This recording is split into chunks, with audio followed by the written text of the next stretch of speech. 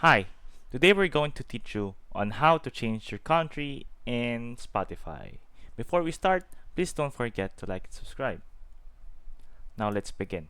On your Spotify homepage, on the top right of your screen, click your profile and go to Accounts. And after clicking that, click Edit Profile. And after let's say that you're in your Edit Profile section, and you can see the country or region at the bottom of the screen. And from there, you can simply click on the drop box, and as you can see here, I'm only restricted to one country. And the only way for you to change this, or for you to able to change this, is with a VPN. Simply open your VPN, and from there, once you click this drop box once more, you'll see other options of the country or region.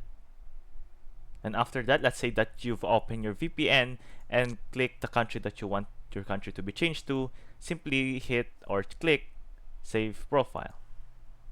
And now your country or region will be now changed. I hope this video helped, and thank you for watching.